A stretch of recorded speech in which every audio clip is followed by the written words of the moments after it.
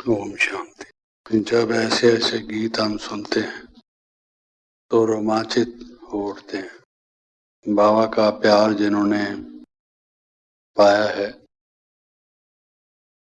हम सभी ने पाया है, लेकिन जैसे बाबा कहते हैं नंबरवार पुरुषार्थ अनुसार, ये भी नंबरवार पुरुषार्थ अनुसार ही है। तो इतना प्यार, निस्वार्थ प्यार, रूहानी प्यार, जो जीवन में परिवर्तन ला देने वाला हो और क्या से क्या बनाने वाला हो, रंग से राव, मनुष्य से देवता, कई तरीके से इस बात को कहा जा सकता है। ऐसा प्यार तो इस संगम युग में वही एक देने वाला है, और ये प्यार ही हमारे जीवन का आधार है, यही हमारी मुख्य खुराक है। और यहाँ मधुबन की तो भूमि ही ऐसी है, हम कोई कहते हैं कि ये तपोभूमि है। यहाँ प्रजापिता ब्रह्मा ने, जगदम्बा सरस्वती ने, होवनहार देवी देवताओं ने, अष्ट देवताओं ने, नवरत्नों ने, जो महान महान महान ऋषि हुए, जिनका गायन है सब शास्त्रों में, उन्होंने तपस्या की, तो ये तपोभूमि है। ये भी कह सकते हैं कि ये कर्तव्य भूमि है, जो मनुष्य मात्र में से सर्वश्रेष्ठ, सबके पितामह प्रजापिता ब्रह्मा हैं, जो शिव बाबा के अंग संग हैं, अद्वितीय हैं, किसी मनुष्य की उनसे तुलना नहीं, जिनका जीवन अत्यंत निर्मल,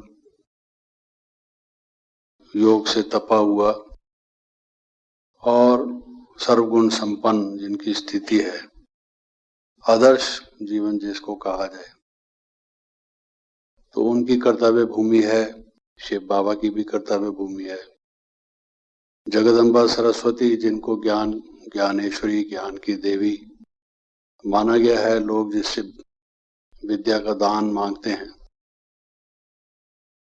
वो दिन हमें याद आते हैं। कितना सौभाग्य हम अनुभव करते हैं, समझते हैं अपना, कि जिन नेत्रों ने इनको देखा, इस पृथ्वी पर चलते फिरते, उठते बैठते, मुस्कुराते, बच्चों को प्यार करते, अपनी मीठी लोरी देते, उनको अपने हाथों से टोली खिलाते, उनको अपनी गोद में लेते, इससे अधिक और सौभाग्य क्या हो सकता है। स्वयं साक्षात ब्रह्मा, साक्षात जगदम्बा सरस्वती, शीतला मैया, जिनको और कई नामों से याद हम करते हैं, उन्होंने यहाँ कर्तव्य किए नई सृष्टि की रचना के, मनुष्य मात्र के कल्याण के लिए, सबके प्रति शुभ भावना और शुभकामना से। तो इस पृथ्वी में वो संकल्प पड़े हुए हैं, ये सींची हुई है उनसे, तो ये वो कर्तव्य भूमि है उनकी। सोच लीजिए आप कहाँ बैठे हैं, वो उनकी कर्तव्य भूमि है। तो तपोभूमि भी है, कर्तव्य भूमि भी है, और यादगार भूमि भी है। किसी कमरे में जाते हैं, बाबा की खटिया रखी है, यहाँ बाबा विश्रामी होते। योगी के लिए ये प्रश्न किए गए गीता में कि जो स्थित प्रज्ञ व्यक्ति होता है, योग युक्त व्यक्ति होता है, जिसकी बुद्धि स्थिर होती है, जो परमात्मा की याद में लवलीन होता है, उसके क्या लक्षण होते हैं, उसका उठना बैठना, चलना फिरना, खाना पीना कैसा होता है, वो बातचीत कैसे करता है, उसका रहन सहन कैसे होता है। योगी के योग युक्त होने के, अपनी स्थिति को प्राप्त लेने के चिन्ह क्या हैं, वो यहाँ साक्षात देखने को मिलते। जहाँ बाबा खाना खाते, जहाँ बाबा रेस्ट करते, जहाँ बाबा कुटिया में बैठ के पत्र लिखते, बच्चों से मिलते, उनको निर्देश देते। तो आप लोगों में से कुछ एक ने वो दिन देखे होंगे और कुछ एक ने नहीं देखे होंगे। बाबा ने जिस प्रकार से जब कभी स्पर्श किया, थपथपा दिया इन गालों पर, प्यार किया मुख पर, हाथ फेर दिया सिर पर, एक सिरहंसी जो दौड़ जाती थी और शीतल हो जाता था अंग अंग, और ऐसा महसूस करते थे कि हम कहाँ के कहाँ पहुंच गए। ये कौन है जो हमें इस प्रकार का प्यार दे रहे हैं। तो उन जो सृष्टि के स्मरणीय लोग, जिनको कहते हैं प्रातः स्मरणीय, स्मरणीय में से भी जो विशेष हैं, महान, उनके लिए कहा जाता है प्रातः स्मरणीय, क्योंकि वो शुद्ध हैं, पवित्र हैं और निर्मल हैं। उनकी स्थिति ही ऐसी है कि पुजारी से पूज्य है। तो वो ऐसी विभूतियां जिनके प्रातः से लेकर सायंकाल सोने तक हम दर्शन करते, उनके साथ चलते, उनके साथ खाते पीते, बैठते, खेलते कूदते। काश वो दिन चले गए हमारे जीवन से। कभी कभी सोचकर लगता है ये क्या हमने गंवा दिया। अरे वो दिन फिर से नहीं आएंगे इस जीवन में। लेकिन जब कभी यहाँ आते हैं, जिसको बाबा कहते हैं नाम रूप देश काल परिवर्तित हो जाता है, तो काफी इस बिल्डिंग्स में परिवर्तन हुए हैं। जहाँ बाबा की चारपाई रखी है, विश्राम का जो स्थान है, जो स्नान का स्थान था, परिवर्तित है। जहाँ पर पहले भोजन बनता था वो परिवर्तित है। बहुत सी चीजें परिवर्तित हैं, लेकिन वो अविस्मरणीय हैं। मन ने जो उनका फोटो अपने पास लिया हुआ है, जो वीडियो टेप किया हुआ है, वो तो अविस्मरणीय है, मिट नहीं सकता। किसी भी तेजाब से, किसी चीज नोकीली और तेज चीज से उसको खुरचने से या किसी भी प्रकार से उसको मिटाया नहीं जा सकता, वो अमिट है। तो ये ऐसा स्थान है कि हम जब कभी एक जगह से दूसरी जगह जाते हैं तो वो बात, बाबा के वो चरित्र, इस मौके पर बाबा ने क्या कहा, यहाँ मम्मा जब मिल रही थी तो मम्मा ने कैसे मुस्कुराया। आप जरा सोच सकते हैं कि मम्मा कैसे मुस्कुराई होगी। मम्मा की मुस्कुराहट क्या थी। लोग चांद की मिसाल देते हैं, कभी अपनी कल्पना से बेशक देखे कि चांद मुस्कुराता है, लेकिन ये जो चांद मुस्कुराता हुआ हमने देखा, उसकी तो कोई तुलना नहीं। मनुष्य कितना भी विकारी हो, पतित हो, बिल्कुल ही भ्रष्ट हो, उस मम्मा की छवि को देखकर, उनकी मुस्कुराहट को देखकर, अगर उन्होंने किसी को प्यार और दुलार दे दिया, दो शब्द बोल दिए, कब्र में सोया हुआ मनुष्य भी खड़ा हो जाएगा, कब्र फाड़ के, कफन वाला कफन फाड़ के। अरे मैं सच कहता हूं आपको। लेकिन अफसोस की बात है कि इंसान में इतनी गिरावट हो गई है कि समझा नहीं इंसान। लेकिन ये चीज ऐसी थी जो बेसमझ भी समझे। कई मिसालें हमारे सामने हैं। अमृतसर में एक दफा बहुत जोर का झगड़ा हुआ, लगभग 1000 व्यक्ति इकट्ठे हुए। वहां सेंटर पर कुछ गीत बजते थे, फिल्मी गीत उन दिनों होते थे, रिकॉर्ड वो बजते थे। तो हम तो उसका आध्यात्मिक अर्थ लेते थे, बजाय इसके कि लोग इस चीज को अप्रिशिएट करें कि निहायत खराब गीतों से भी ये लोग कितने ऊंचे अर्थ ले जाते हैं। इनकी वृत्ति, इनकी दृष्टि, इनके भाव कितने निर्मल हो चुके हैं कि उसमें कुछ भी जो हमारे लिए अश्लील हैं, गिराने वाले हैं, ये उसमें भी उस रूहानियत में झूल रहे होते हैं। क्या पराकाष्ठा है, क्या गजब है, कौन शिक्षा इनको देने वाला है जिसने इनको देही अभिमानी इतना बना दिया है कि ये उसमें भी योग युक्त होते हैं। ये समझने की बजाय वो ये समझते कि ये संस्था ही खराब है, यहाँ ऐसे गीत बजते हैं। तो एक दफा कुछ लोग आए अमृतसर सेंटर पर, तब ये सेंटर नहीं था, दूसरी एक जगह थी, प्रोटेस्ट करने के लिए। जब उनको मालूम हुआ कि मातेश्वरी आई हुई हैं, वहां पर वो आए। मुझे भी बुलाया गया था, मैं भी वहीं था। जैसे कि मैंने पहले आपको बताया, झगड़ों में बुलाया ही जाता था।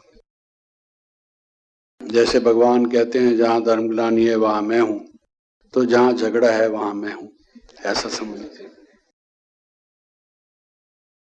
तो पहुंचा हुआ था मैं, और बृजमोहन जी जो हैं उनके पिताजी थे हमारे साथ। कुछ लोग गिने चुने 5-7 प्रोटेस्ट करने के लिए आए हुए थे, और वो इस बात की जिद कर रहे थे कि उन्हें मम्मा से मिलने दिया जाए।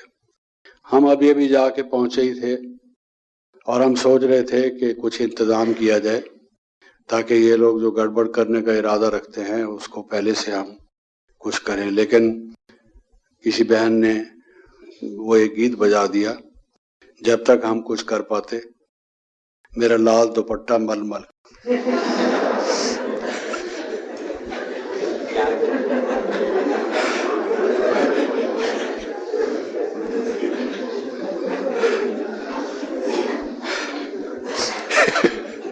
अब वहां तो सब सफेद दुपट्टे थे,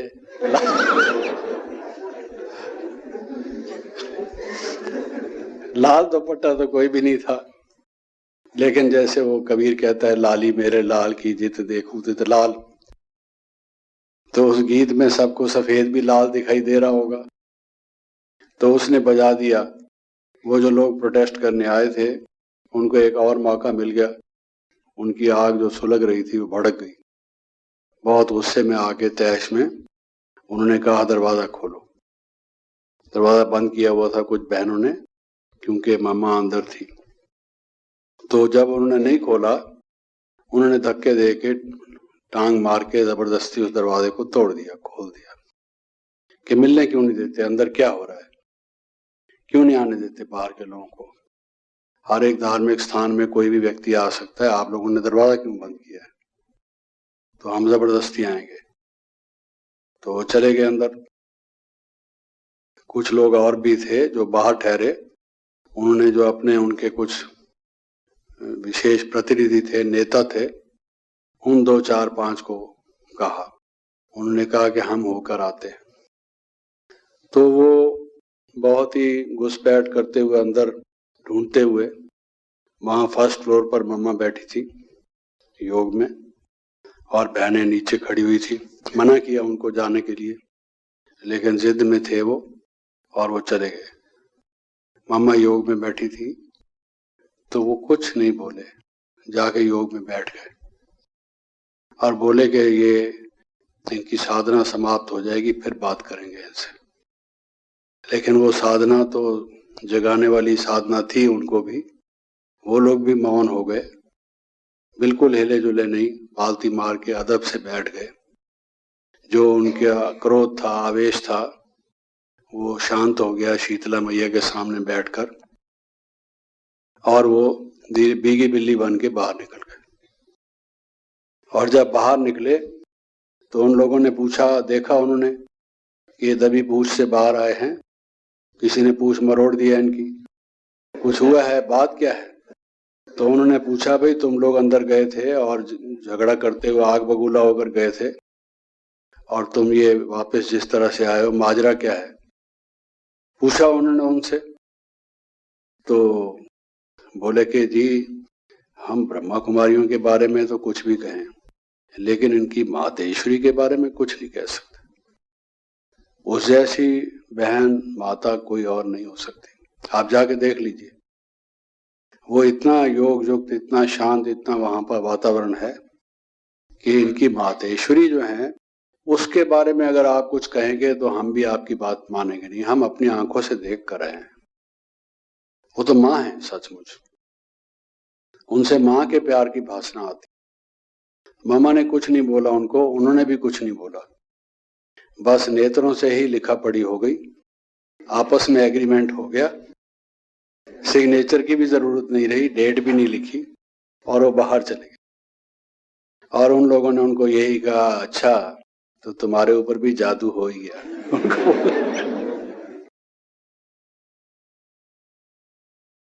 तो देखिए कैसी थी हमारी मातेश्वरी, जो लाजवाब कर देती व्यक्ति को। हम लोग तो बातचीत करके, आर्गुमेंट करके भी नहीं कुछ कर सकते, और मौन से, जिसको बाबा कहते हैं साइलेंस, जिसमें पावर है, उन्होंने क्या कार्य किया।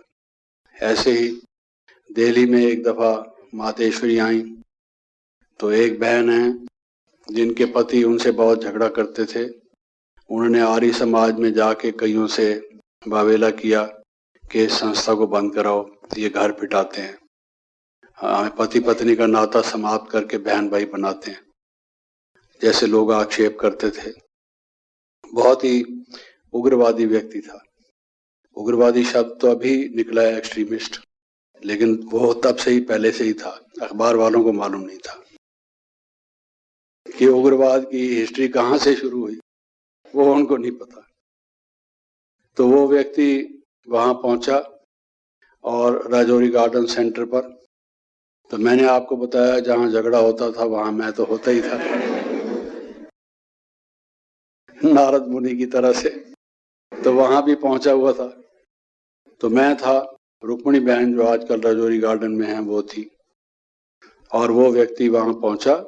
मैं 5-10 मिनट बाद पहुंचा। हम उसका कुछ इंतजाम करने गए हुए थे।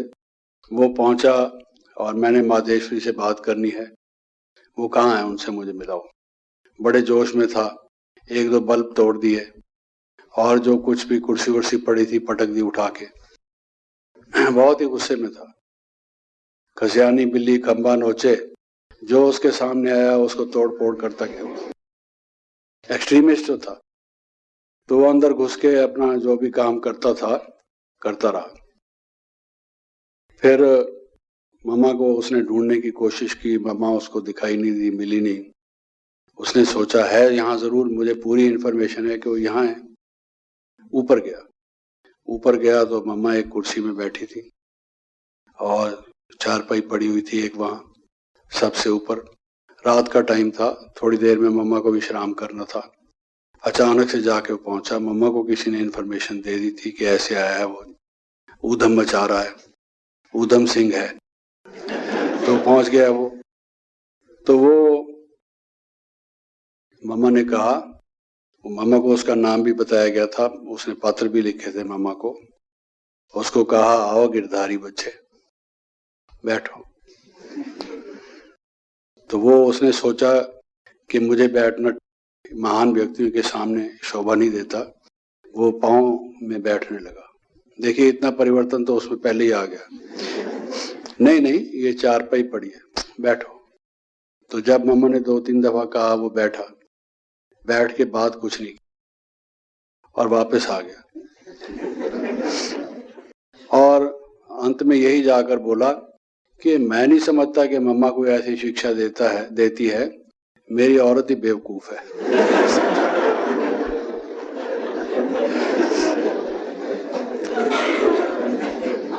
ये तो उसे ही समझाना पड़ेगा, कहता है।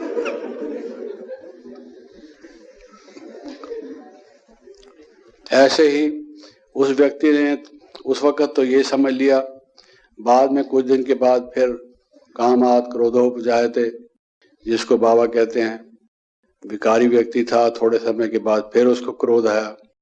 तो बाबा आए हुए थे दिल्ली में, वो हमेशा कोशिश करता मुझे बाबा से मिलूं किसी तरह से।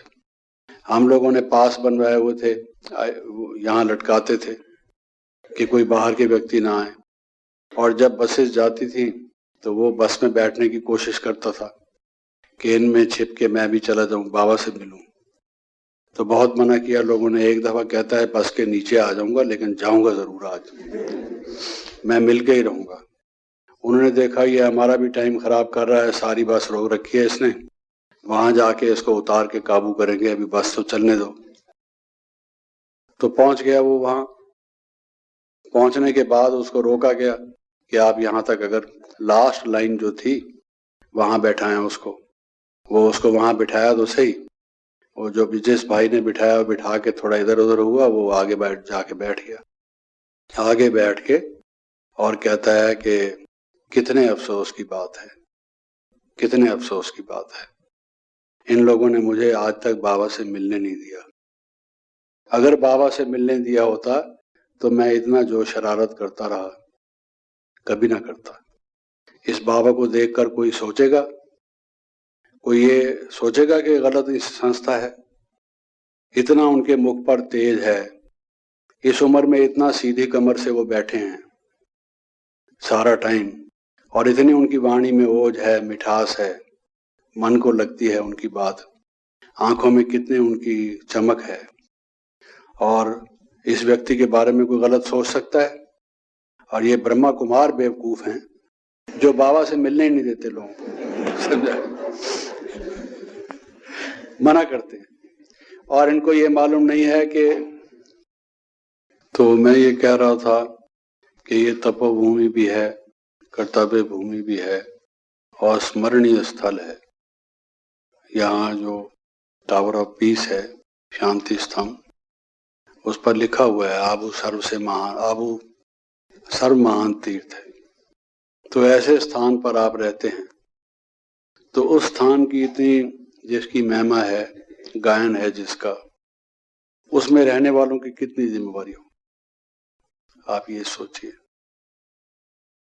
एक तो हमारी भी जरा सोचिए कि जिन्होंने ऐसी महान विभूतियों को निहारा, उनके साथ रहे, उनसे मिलने जुलने बातचीत करने का मौका मिला कई वर्षों तक, और आज वो जमाना बदल गया, कुछ और बातें चल पड़ी, उनको कैसा लगता होगा? ऐसा लगता है कि कौन सी दीवार रास्ते में है जिसको तोड़कर हम भी उस पार पहुंचे। अब हमारा यहाँ रहना, हमारा काम पूरा हुआ, हमें चलना चाहिए जैसे हमें बुला रहे हो। दूसरी तरफ हम ये आपसे पूछना चाहते हैं कि आप जिस जगह पर रहते हैं, जब उसका इतना महत्व है, तो उसके विषय में आप उतना ही उत्तरदायित्व, उतना ही हर्ष, उतना ही गर्व ये महसूस करते हैं कि आपके कितने सौभाग्य हैं, क्या विशेष कोई पुण्य आपने किया है जो आपको ऐसे स्थान पर रहने का मौका मिला है। उसका एक नशा, एक गर्व, और साथ साथ ये महसूस करना कि वो आप कितने सौभाग्यशाली हैं। जैसे जो आयरन फाइल्स हैं, लोह चून है, उसको आयरन पिल्स हैं, उसको मैग्नेट खींच लेता है अगर वो जंग ना लगा हुआ हो। आपको जो मैग्नेट ने खींच लिया है यहाँ अपने आसपास, आप आ गए, लोग आते हैं जाते हैं, हम भी आते हैं और जाते हैं, आप तो यहाँ रहते ही रहते हैं, तो कितना आपका बड़ा सौभाग्य है, वो महसूस करते हैं। या बीच बीच में कभी वो कम हो जाता है। और तीसरा ये कि ये जो ऐसा स्मरणीय स्थल है जो सबसे महान तीर्थ है, जहाँ एक एक कदम पर बाबा के चिन्ह स्मरण के बने हुए हैं, यहाँ खेलते, यहाँ बैठते, यहाँ भोजन करते, यहाँ विश्राम करते, यहाँ बात करते, भंडारे में जाके रोज देखते। हम तो जब जाते हैं ऐसा महसूस होता है बाबा आ रहे हैं, क्योंकि हम साथ साथ जाते थे उनके, इस समय ये कर रहे हैं, इस समय ये कर रहे हैं। जैसे श्रीमद् भागवत में श्री कृष्ण के बारे में उसकी दिनचर्या की चर्चा होती है, उसके चरित्रों का वर्णन आता है, ऐसे ही ऐसे स्थान पर आप बैठे हैं तो उनके क्या ड्यूटी होती है, क्या कर्तव्य होता है। जब गोविंद सिंह के बच्चों को दीवार में चिनाया जा रहा था और उनसे मुसलमान लोग कह रहे थे कि देखो ईंटें यहाँ तक आ चुकी हैं, चिनाई हो चुकी है, बाकी इतना हिस्सा रह गया, अभी थोड़े से दिखाई दे रहे हो, अभी भी अल्लाह अकबर कह दो, कलमा पढ़ दो, तुम्हें हमारे आस्तों के नवाब बना देंगे, नहीं तो मर जाओगे। 15 मिनट का खेल और है। तब भी वो क्या कहते थे, जो बोले सो निहाल। अपने ही मत पर, अपने ही जो धर्म है, धारणा है, जो विश्वास है, जो आस्था है, उस पर वो जमे हुए थे, उसकी रक्षा वो कर रहे थे। जीवन पर तो एक दिन ये समाप्त होना ही है।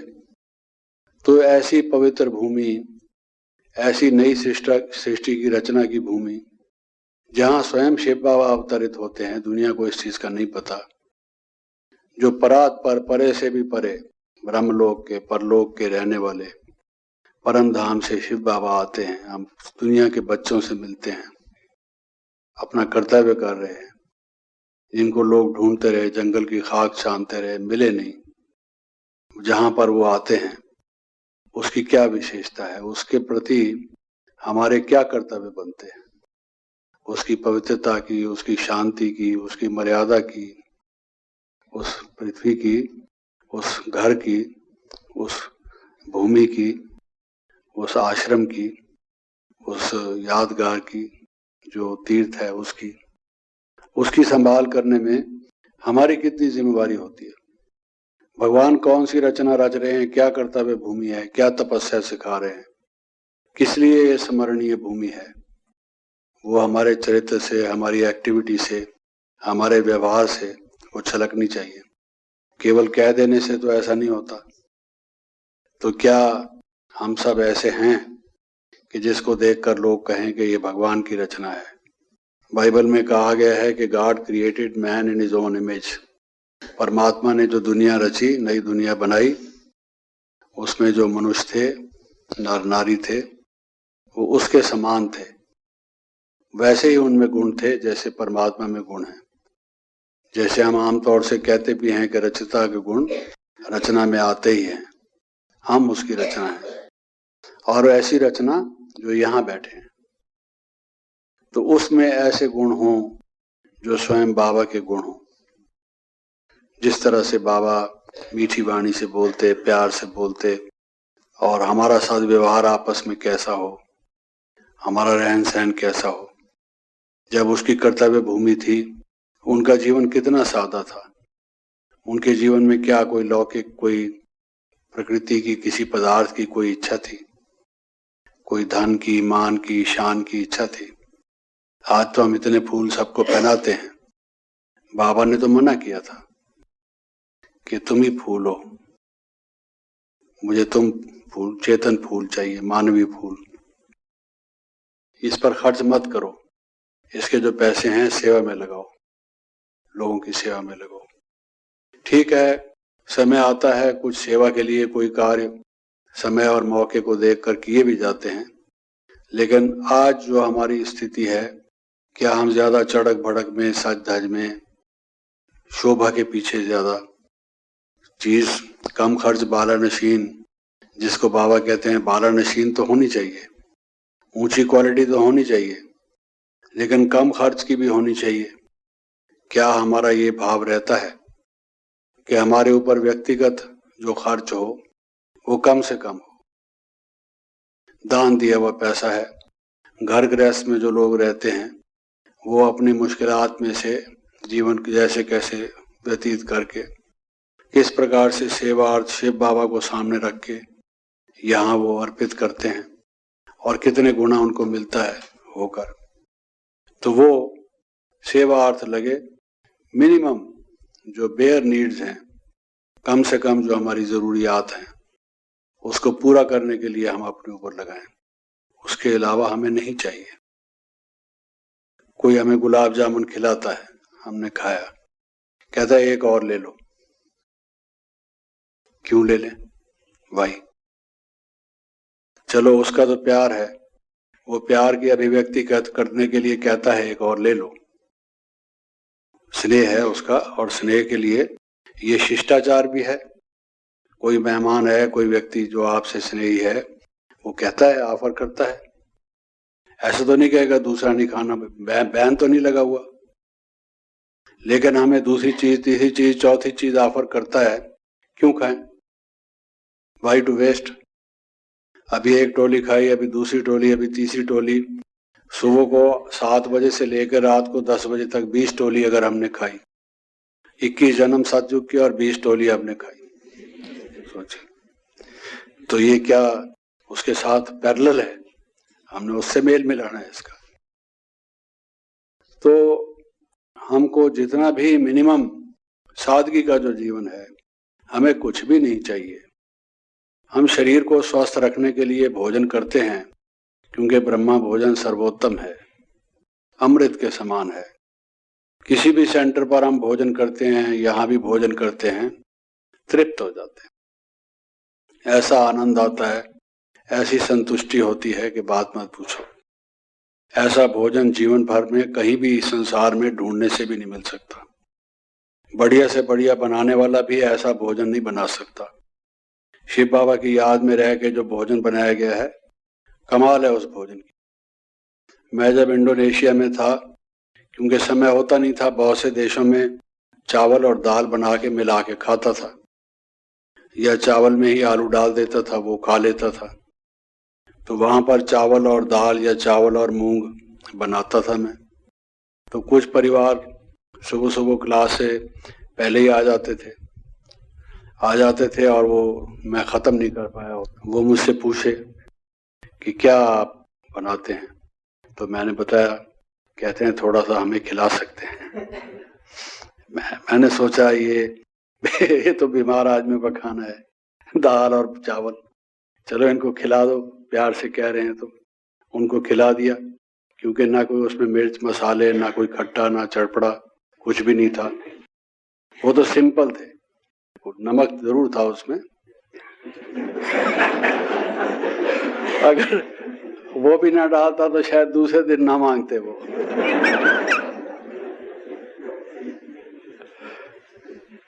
तो उनको खिलाया, वो रोज ही आके बैठना शुरू कर दिया उन्होंने।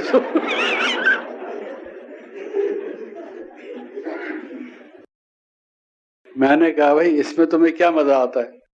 तुम्हारे घर में अच्छे से अच्छे खाना बनता है, तो इसमें तुम्हें दाल चावल खाने में क्या मजा आता है? कहते हैं जी बात मत पूछो, जो इसमें स्वाद आता है। अगर आप बुरा ना मनाएं, आपसे ये सेवा हमें लेनी तो नहीं चाहिए, आप इतना ज्ञान हमें देते हैं, लेकिन थोड़ा सा तो हमारे लिए बना ही लिया करो।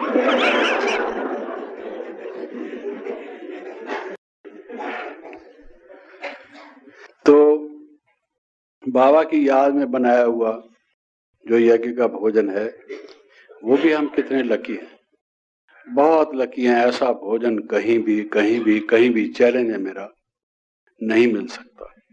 सर्वोत्तम भोजन, तृप्त करने वाला भोजन। एक दो जगह हम ऐसे गए जहां पर कोई साउथ इंडियन डिश उन्होंने बनाई हुई थी किसी सेंटर में, नाम नहीं लेता मैं, और उसमें मैं ढूंढता रहा क्या है, जल ही जल था। ऐसा था कि नाक बंद करके डुबकी लगाने वाला। क्योंकि मैंने बहुत ढूंढा, कोई आलू होगा, कोई मटर।